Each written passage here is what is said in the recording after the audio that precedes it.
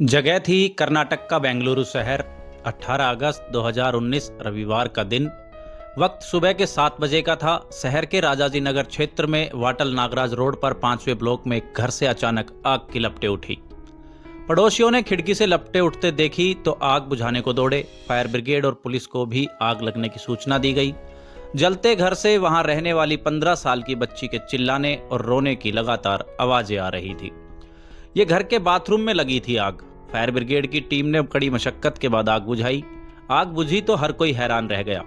Bathroom में एक व्यक्ति का शव पड़ा था। शव देखते ही 15 साल की मासूम जोर जोर से रोने लगी, क्योंकि वो शव उसके पिता का था। दरअसल ये घर मूल रूप से राजस्थान के जयपुर के विराटनगर के रहने वाले बड़े कपड़ा व्यापारी रमेश जैन का था। वो यहाँ पत्नी, 15 साल की बेटी और एक बेटे के साथ रहते थे। राजस्थानी बिजनेसमैन के घर में आग और उनकी मौत की सूचना तेजी से फैली। कुछ ही देर में बिजनेसमैन के घर के बाहर पड़ोसियों की भीड़ जमा हो गई। आग बुझाने के दौरान राजाजीपुरम थाने की पुलिस भी पहुंच गई थी। मौका वारदात पर पुलिस ने पूछताछ भी शुरू कर दी। मामला शहर के प्रतिष्ठित बिजनेसमैन का था। ऐसे में पुलिस के उच्च अधिकारियों को भी अवगत करा दिया गया था। तत्कालीन सहायक पुलिस आयुक्त वी धनंजय कुमार व डीसीपी एन शशि कुमार भी घटनास्थल पर पहुंच गए थे। फोरेंसिक टीम भी आ गई थी और मौके से आवश्यक एविडेंस जुटाने की कार्रवाई शुरू हो चुकी थी। इसके बाद पुलिस ने पोस्टमार्टम के लिए शव को विक्टोरिया हॉस्पिटल भेज दिया। दरअसल घटना के समय रमेश जैन के घर पर कुणाल नाम का एक युवक मौजूद था। कुणाल ने बताया कि आग लगने पर उसने भी आग बुझाने का प्रयास किया था। आग बुझाने के दौरान उन दोनों के हाथ पैर भी झुलस गए थे। दरअसल ये कुणाल कोमल का दोस्त था। अब रमेश जैन की मौत के एक दिन पहले ही 17 अगस्त 2019 शनिवार को उनकी पत्नी और बेटा पुदुचेरी में होने वाले एक पारिवारिक समारोह में शामिल होने गए थे। रमेश जैन ने खुद शाम 7 बजे उन्हें कार से रेलवे स्टेशन छोड़ा था। इस दौरान उनकी बेटी कोमल घर पर ही उनके साथ रही। पत्नी और बेटे को रेलवे स्टेशन छोड़ने के बाद रमेश जैन घर आए। बाप बेटी ने साथ में डिनर किया। रात को बेटी ने उन्हें पीने के लिए दूध का गिलास भी दिया। वही दूध पीने के बाद रमेश जैन कमरे में जाकर सो गए। अगले दिन यानी 18 अगस्त को सुबह लगभग 7 बजे पड़ोसियों ने रमेश जैन के मकान के बाथरूम की खिड़की से आग की लपटें और धुआं निकलता हुआ देखा था। अब कोमल के बयानों के अनुसार पुलिस पड़ताल में जो सामने आया उससे तो यही लगता था कि शॉर्ट सर्किट के चलते आग लगी और इसी आग में झुलसने से रमेश जैन की मौत हो गई। दरअसल कोमल ने बताया कि सुबह उनके पापा नहाने के लिए बाथरूम में गए थे। इसी दौरान शॉर्ट सर्किट के चलते वहां पर आग लग गई। घटना के समय कोमल का दोस्त कुणाल भी वहां मौजूद था। दोनों के बताए कि उन्होंने आग बुझाने की कोशिश की। इस कोशिश में उनके भी हाथ और पैर जल गए थे। इस बीच बेंगलुरु पुलिस के बड़े अधिकारी भी मौके पर पहुंचे। उन्होंने रमेश की मौत को डाउटफुल लिया। पुलिस ने संदिग्ध परिस्थितियों में मौत का मामला दर्ज किया और अधिकारियों ने इसकी डीप इन्वेस्टिगेशन के आदेश जारी कर दिए थे। अब तत्कालीन डीसीपी एन शशि कुमार ने इस घटना का शीघ्र खुलासा करने के लिए तुरंत अलग अलग टीमें गठित की और निर्देश जारी कर दिए। दरअसल पड़ताल में पुलिस को एक बात सबसे ज्यादा खटक रही थी कि आखिर इतनी सुबह सुबह कोमल का दोस्त कुणाल उसके घर पर क्यों आया हुआ था। पुलिस ने सबसे पहले कुणाल के बारे में ही पड़ताल शुरू की। जांच में सामने आया कि रमेश जैन की बेटी कोमल बेंगलुरु शहर के एक इंटरनेशनल स्कूल में पढ़ती थी। उसी स्कूल में रमेश के पड़ोस में ही तीसरे ब्लॉक में रहने वाला कुणाल कुमार भी पढ़ता था। कुणाल के पिता एक प्राइवेट कंपनी में काम करते थे और कुछ महीने पहले उसके पिता सहित कई कर्मचारियों को कुछ लाख रुपए देकर कंपनी से हटा दिया गया था। ये रुपए पिता ने कुणाल के नाम पर बैंक में जमा कर दिए थे।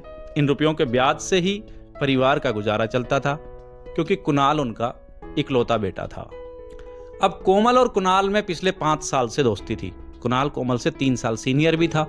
फिलहाल कोमल 10वीं की छात्रा थी। वहीं इंटर करने के बाद कुणाल ने शहर के एक प्राइवेट कॉलेज में बीकॉम फर्स्ट ईयर में एडमिशन ले लिया था।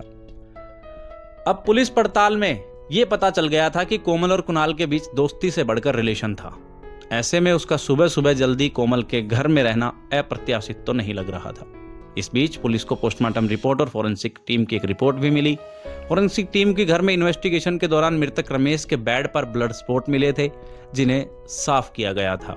इसके अलावा फर्श व दीवार पर भी ब्लड स्पॉट थे, जिन्हें साफ किया गया था। दूसरी तरफ पोस्टमार्टम रिपोर्ट में सामने आया कि झुलसने से पहले किसी धारदार हथियार से रमेश जैन की हत्या की गई थी। अब पुलिस के सामने पूरा केस क्लियर हो गया था कि रमेश की मौत किसी अग्निकांड में तो नहीं हुई। उनका बड़ी प्लानिंग के साथ मर्डर किया गया था। घटना के टाइम पर घर में कोमल और कुणाल का मौजूद रहना उन पर पुलिस शक की सबसे बड़ी वजह थी। पुलिस ने पहले तो दोनों से प्यार से पूछताछ की, लेकिन खास सफलता नहीं मिली। इसके बाद जब पुलिस ने दोनों के मोबाइल अपने कब्जे में ले लिए और सख्ती दिखाते हुए दोनों को एक दूसरे के आमने सामने बैठाकर पूछताछ की, तो दोनों ने बिजनेसमैन रमेश जैन की मौत का सच बताया। उसने सभी पुलिसकर्मियों को हैरान कर दिया। कुणाल और कोमल ने पुलिस को बताया कि उन दोनों ने मिलकर ही रमेश जैन का मर्डर किया है। इसके बाद शव को जलाकर एक्सीडेंट का रूप दे दिया था। पुलिस ने मृतक रमेश की 15 साल की नाबालिग बेटी कोमल को पकड़ा और उसके 19 वर्षीय बॉयफ्रेंड कुणाल को गिरफ्तार कर लिया था। कोमल ने खुलासा किया कि वह पिछले 1 महीने से पिता की हत्या की योजना बना रही थी। इस दौरान उसने टीवी सीरियल, इंटरनेट और सोशल मीडिया पर हत्या करने के विभिन्न तरीकों की पड़ताल भी की थी। सच तो यह है कि कोमल कुणाल के साथ मिलकर जुलाई से ही हत्या की कोशिश कर रही थी। दोनों की निशानदेही पर मर्डर में इस्तेमाल चाकू बरामद कर लिया गया। इसके साथ ही खून से सना गद्दा, कपड़े और जो एविडेंस थे वो भी पुलिस के द्वारा जुटा लिए गए थे। दरअसल हुआ यह कि कोमल और कुणाल पिछले 5 साल से रिलेशनशिप में थे। कुणाल कोमल से 3 साल सीनियर था।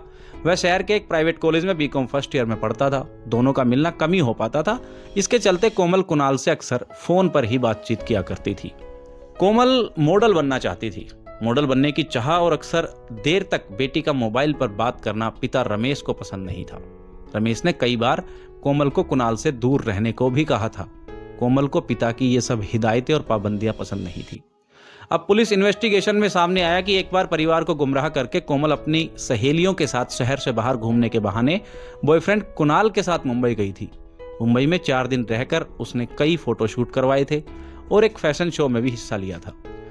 उसने अपनी मां को फोन करके बताया था कि वह मुंबई में है और 5 दिन बाद घर लौटेगी। बेटी के चुपचाप मुंबई जाने की जानकारी जब रमेश को लगी तो वो बेहद नाराज हुए। कोमल के लौटने पर उन्होंने बेल्ट से उसकी पिटाई की। इतना ही नहीं, उसका मोबाइल भी छीन लिया। अब रमेश की बेटी की सहेलियों से पता चला था कि कोमल उनके साथ नहीं बल्कि कुणाल के साथ मुंबई गई थी। इससे उसका गुस्सा और भड़क गया। उन्होंने कोमल पर कई पाबंदियां भी लगा दी थी। पिता ने पाबंदियां लगा दी तो वह चोरी छिपे कुणाल से मिलने लगी। कुणाल ने कोमल को एक नया मोबाइल भी दिया, लेकिन उसका ये मोबाइल भी उसके पिता ने छीन लिया। इस पर कुणाल ने कोमल को दूसरा मोबाइल दे दिया। अब कोमल चोरी छिपे कुणाल के दिए मोबाइल से बात करने लगी। जल्दी ही इस बात का पता कोमल के पिता को चल गया। उन्होंने वो मोबाइल भी छीन लिया। अब पिता की हिदायत व रोक टोक से नाराज कोमल ने महीने भर पहले कुणाल को पूरी बात बताई। अपनी खोई आज़ादी वापस पाने के लिए कोई कदम उठाने की बात कही और दोनों ने रमेश जैन की हत्या की प्लानिंग बनाई। और आखिरकार 17 अगस्त को जब कोमल की मां और भाई एक पारिवारिक समारोह में शामिल होने पुदुचेरी गए तो कोमल और कुणाल को अपने घिनौने प्लान को अंजाम देने का मौका मिल गया। अब जैसा कि रात को खाना खाने के बाद कोमल ने पिता को पीने के लिए दूध दिया था। उस दूध में उसने नींद की दवा मिला दी थी। कुछ ही देर में पिता बेहोश हो गए। पिता को सोया देखकर कोमल ने उन्हें आवाज देकर और थपथपाकर यह सुनिश्चित किया क्या वो पूरी तरह बेहोश हो गए हैं। इसके बाद कोमल ने कुणाल को फोन करके घर बुला लिया। वह चाकू साथ लेकर आया था। घर में रखे चाकू और कुणाल द्वारा लाए गए चाकू से दोनों ने बिस्तर पर बेहोश पड़े रमेश के गले व शरीर पर बेरहमी से कई वार किए, जिससे उसकी मौत हो गई। फिर इसके बाद दोनों शव को घसीटकर बाथरूम में ले गए। हत्या के सबूत मिटाने के लिए कमरे में फैला खून और दीवार पर लगे खून के छींटे साफ कर दिए। इसके बाद बिस्तर की चादर को वॉशिंग मशीन में डालकर धोया और फिर सुखाने के लिए फैला दिया।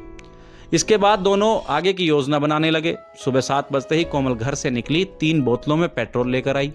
दोनों ने बाथरूम में पड़े रमेश के शव पर पेट्रोल डाल करके आग लगा दी। इसी दौरान दोनों के पैर व कुणाल के हाथ भी थोड़े से झुलस गए थे। आग लगते ही पेट्रोल की वजह से तेजी से आग की लपटें उठी और धुआं निकलने लगा। बाथरूम की खिड़की से आग की लपटें व धुआं निकलता देखकर पड़ोसियों ने ही फायर ब्रिगेड और पुलिस को फोन करके इसकी इत्तला दी थी। वैसे कुणाल को भी कोमल के पिता से नाराजगी थी। उसने गिरफ्तारी के बाद बताया कि उन्होंने उसे पब्लिकली चेतावनी देते हुए अपनी बेटी से दूर रहने को कहा था।